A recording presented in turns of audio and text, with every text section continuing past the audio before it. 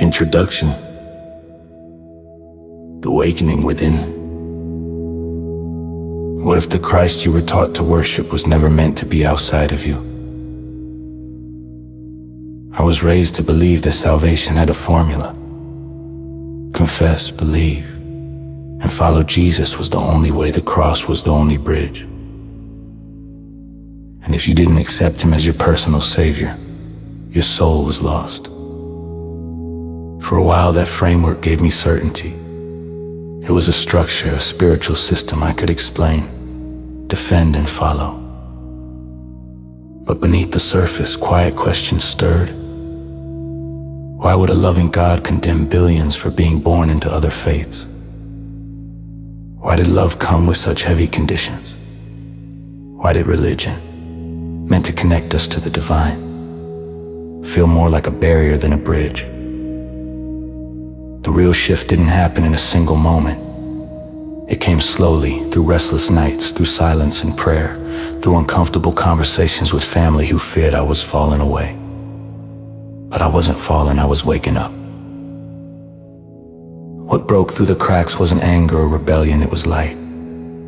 At first, it didn't have a name. It showed up as a presence, a peace, a deep inner knowing that felt more real than anything I had been taught.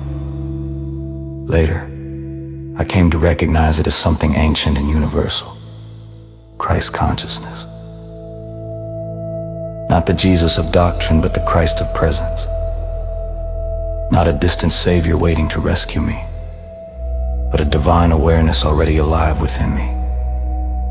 Not an external promise for the afterlife, but an invitation to wholeness here and now. This book is my story of rediscovering the divine beyond the boundaries I inherited. It's not a rejection of Jesus, it's a reintroduction. It's seeing him not as the gatekeeper to God, but as a mirror of what's possible when we live from the truth of our divine essence.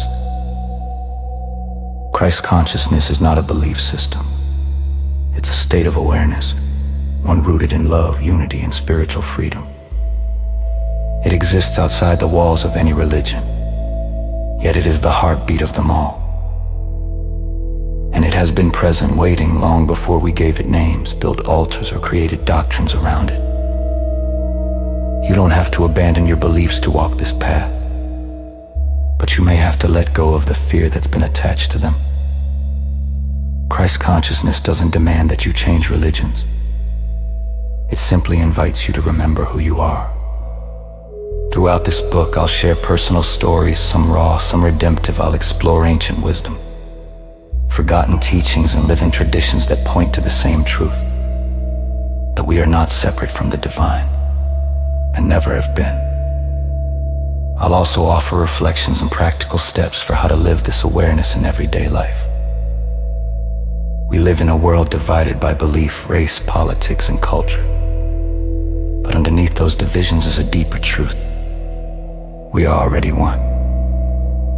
Christ consciousness isn't something to argue over. It's something to live.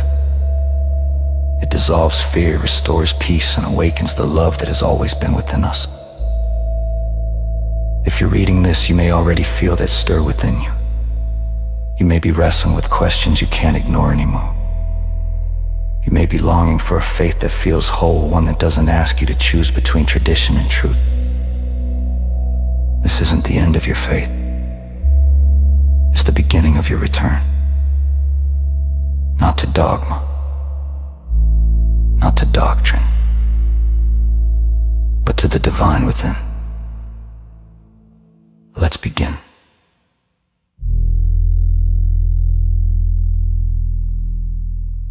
Let's begin.